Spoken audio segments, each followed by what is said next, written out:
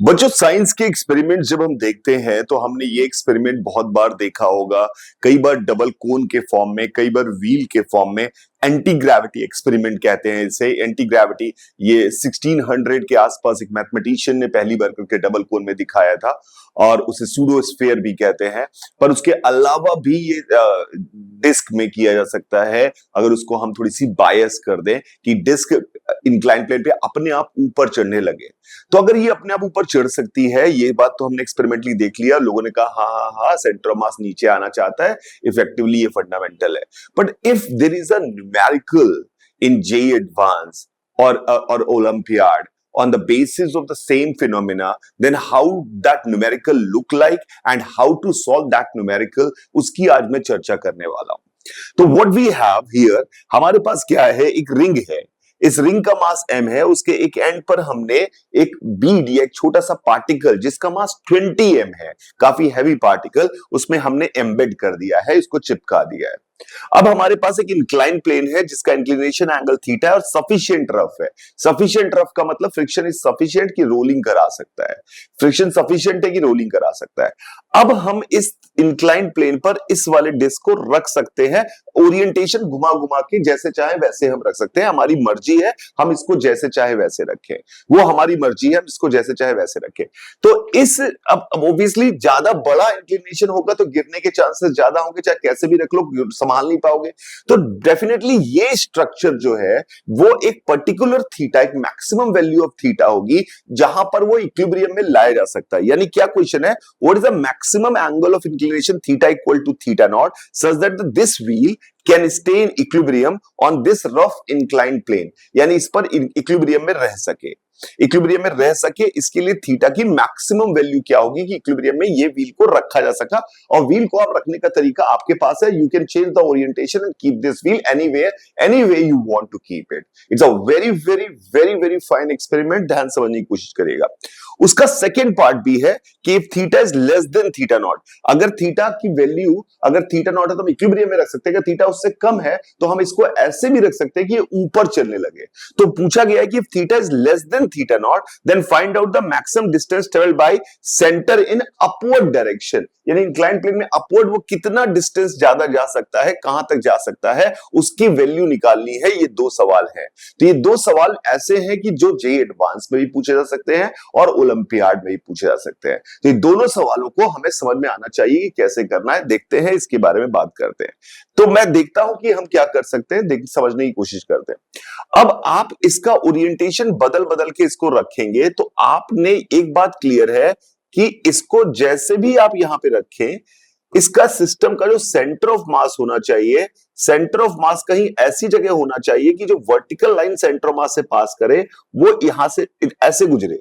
तभी वो तीनों फोर्सेस यानी नॉर्मल एम, जो भी एम इफेक्टिव जी, जो भी मास हो टोटल, और फ्रिक्शन, ये जितने भी फोर्सेस है, फ्रिक्शन जिधर भी लगना हो मुझे नहीं पता, ये तीनों फोर्सेस इस पॉइंट से पास कर जाएंगे तो it can come in equilibrium. तो इसका मतलब है हमें इसको ऐसे रखना है कि ये सेंटर ऑफ मास, इसका centre of mass vertical line में है। और अगर ये एंगल थीटा है तो ये एंगल, ये सेंटर, ये नॉर्मल है, ये सेंटर है, तो ये एंगल भी थीटा है। हमें इस थीटा की मैक्सिमम वैल्यू चाहिए। थीटा की मैक्सिमम वैल्यू चाहिए कि ये थीटा कितना मैक्सिमम होगा, हो सकता है, इसके बारे में बात करनी है। तो इसका सेंटर ऑफ मास ऐसा होना चाहिए कि वो वर्टिकली भी इस पॉइंट से पास करे, ये बात है, और इसका नॉर्मल तो इस पॉइंट से पास कर ही रहा है। तो इसका सेंटर ऑफ मास और नॉर्मल दोनों सेम पॉइंट से पास करें। प्लीज समझिएगा, उड़ने मत लगिएगा, ध्यान से देखिएगा। तो सेंटर ऑफ मास भी ये वर्टिकल लाइन और इस पॉइंट से लाइन, ये जो एंगल है वो थीटा है, ये मैक्सिमम होगा तो ऑब्वियसली ये मैक्सिमम होगा, थीटा की मैक्सिमम वैल्यू चाहिए। तो अब मैंने क्या किया, मैंने सोचा कि अब मैं यहां पे देखने की कोशिश करता हूं। ध्यान से देखिएगा, इसका सेंटर ऑफ मास जो होगा, अगर मैं इस लाइन को ड्रॉ करूं तो इसका सेंटर ऑफ मास जो होगा वो कहीं यहां पर होगा।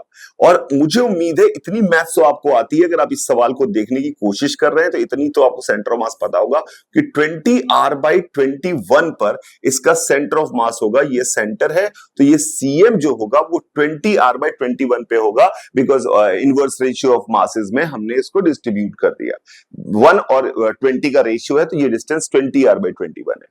अब आप ध्यान से समझिएगा, यहां पे खेल इंपॉर्टेंट है। तो अब हमारे पास, मैं यहां फिर से बना दे रहा हूं, ये हमारा सेंटर है और ये एक लाइन मैंने खींची और ये हमारा सेंटर ऑफ मास है और ये डिस्टेंस है 20r/21, 20r/21। अब हमें कोई भी इस सरफेस में कोई भी एक पॉइंट कंसीडर किया, यहां पर एक इसको इससे मिलाया और इसको इससे मिलाया। इस एंगल को मैंने नाम दिया अभी थीटा, इस एंगल को मैंने नाम दिया थीटा, ये एंगल थीटा है। ये पॉइंट जो है ए, ये कहीं पर भी हो सकता है इस रिंग में, तो इस एंगल को मैंने इस रिंग में कहीं भी हो सकता है, इस एंगल को नाम मैंने थीटा दिया। अब अगर हमें ये थीटा की मैक्सिमम वैल्यू मिल जाएगी, थीटा की वैल्यू मैक्सिमम मिल जाएगी, तो हम ऐसे घुमा के इसको रखेंगे, ऐसे घुमा के रखेंगे इसको कि ए यहां आ जाएगा, ए यहां आ जाएगा, सेंटर यहां आ जाएगा और ये सेंटर यहां आ जाएगा और let's say this point is B, centre of mass, और सेंटर ऑफ मास वाला पॉइंट बी आ जाएगा, तो हमारा काम चल जाएगा। यानी अगर ये थीटा की वैल्यू मैक्सिमम है तो इसका ओरिएंटेशन चेंज करके हम रखकर इस इक्विलिब्रियम अटेन कर सकते हैं। तो we just need to find out the maximum value of theta, इसकी मैक्सिमम वैल्यू निकालनी है। अब इसकी मैक्सिमम वैल्यू निकालनी है तो मैंने कहा कि ये डिस्टेंस 20r/21 है और ए से सी की डिस्टेंस, ये डिस्टेंस जो है हमारे पास r है, ये डिस्टेंस हमारे पास r है। प्लीज ध्यान से समझिएगा, ये डिस्टेंस हमारे पास r है। अगर ये डिस्टेंस हमारे पास r है और ये 20r/21 है, ये थीटा है, तो मैंने इस एंगल को बोला let's say this angle is alpha. Alpha, A point यहां होता तो अल्फा अलग होता, ए पॉइंट यहां होता अल्फा अलग होता, अल्फा बदलेगा तो थीटा बदलेगा, पर सी डिस्टेंस फिक्स्ड है और सी भी डिस्टेंस फिक्स्ड है। अल्फा के बदलने से, अल्फा का चॉइस ऑफ पॉइंट अगर हम डिफरेंट डिफरेंट बदलेंगे तो थीटा और अल्फा दोनों बदलते हुए जाएंगे। आई होप ये समझ में आ रहा होगा। तो अब हमने कहा कि हमें थीटा की मैक्सिमम वैल्यू चाहिए, अल्फा को भी वेरी कर सकते हैं, अल्फा वेरी करने पे थीटा वेरी होगा, ये बात तो क्लियर है। अल्फा वेरी करने पे थीटा वेरी होगा, ये बात तो क्लियर है। तो इसका मतलब है हमें क्या करना है, हम साइन रूल लगाने की कोशिश करें तो मैं लिख सकता हूं sine theta upon 20r/21 is equal to sine alpha upon R. तो इससे हमारे पास आ गया sine theta is equal to, मैं थोड़ा कलर चेंज कर लेता हूं, sine theta is equal to 20/21 sine alpha. अब अल्फा बदलोगे तो थीटा बदलेगा और हमें थीटा की मैक्सिमम वैल्यू चाहिए, तो हमने कहा अल्फा बदल के थीटा की मैक्सिमम वैल्यू चाहिए, तो alpha has to be 90 in that case. इसका मतलब है साइन थीटा की वैल्यू आ जाएगी हमारे पास, साइन थीटा की वैल्यू आ जाएगी 20/21, यानी ये वो मैक्सिमम एंगल आ गया साइन इनवर्स 20/21, जिस पर हम इसको इक्विलिब्रियम में ला सकते हैं। इस डिस्क को, अब इंक्लाइन प्लेन का मैक्सिमम एंगल जो है वो साइन इनवर्स 20/21 आ गया।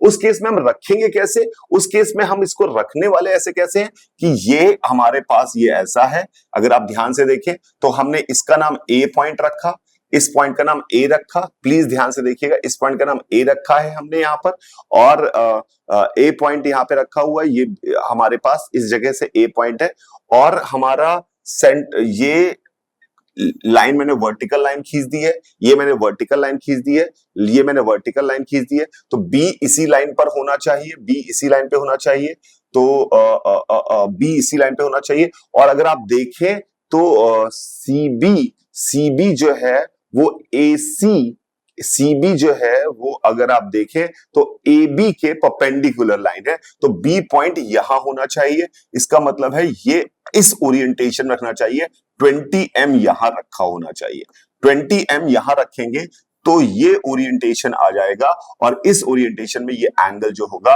वो मैक्सिमम हो जाएगा, यानी थीटा की वैल्यू मैक्सिमम हो जाएगी, एंड दैट इज 20/21। पता नहीं आपको कितना समझ में आया, थोड़ा सा ध्यान से एक बार और देख लेंगे तो समझ में आ जाएगा। और अगर आपको समझ में आ गया है तो थोड़ा काम भी करना पड़ेगा। अगर आप सच में पढ़ाई आप चाहते हैं कि YouTube के थ्रू भी आप अच्छे सवालों को लगा सके, तो ऑब्वियसली हमारे चैनल को सब्सक्राइब करिए, because this is the thing what मैं हमेशा एक नया सवाल लगाऊंगा जो किसी किताब में, किसी बुक में, किसी पेपर में कभी नहीं आया होगा, ये मेरी गारंटी है। उस तरह के सवाल में चेंजेस करके उसको लेके आने की कोशिश करूंगा, और उसके बेसिस पर आपसे कुछ नया सिखाने की कोशिश करूंगा। कॉन्सेप्चुअली तो वही होगा, पर प्रेजेंटेशन बदलता है। तो इस प्रेजेंटेशन की बात कर रहे थे, तो आपका ये सेकंड पार्ट का जो आंसर है वो आप खुद करने की कोशिश करिएगा। देखते हैं आप में से कितने लोग हैं जो ये काम कर सकते हैं। एंड अगर आपको कर पाए तो आप NMS Sir @ISEC पेज, उसका लिंक में भी दे दिया गया है, फर्स्ट कमेंट में देख लीजिएगा। टेलीग्राम चैनल जो है इस पर अपने आंसर पोस्ट कर दीजिएगा, इस टेलीग्राम चैनल पे अपने आंसर पोस्ट कर दीजिएगा, या अपना सॉल्यूशन पोस्ट करिएगा। मुझे लगेगा अच्छा है तो मैं आपको डेफिनेटली इनकॉर्पोरेट करूंगा। अगर मुझे लगेगा कि ये गलत है तो मैं शायद वहीं पर आपको गलती बता दूं, अदरवाइज मैं नेक्स्ट वीडियो में इसको एक्सप्लेन कर दूंगा किसी वीडियो में। जब आपके खूब सारे सही सॉल्यूशन आ जाएगा तो मैं उस आदमी को भी फीचर करने की कोशिश करूंगा कि इन्होंने ये सही सॉल्यूशन दिया था। तो this is a very very good question, try करिए। And if you really want to study physics from me, आप हमारा इंसेप्शन, स्प्लेंडेड या एम्बर का कोर्स ज्वाइन कर सकते हैं। लिंक भी नीचे लिखा हुआ है, आप इस लिंक को देख सकते हैं, इस लिंक से आप कोर्स ले सकते हैं। Thank you very very much.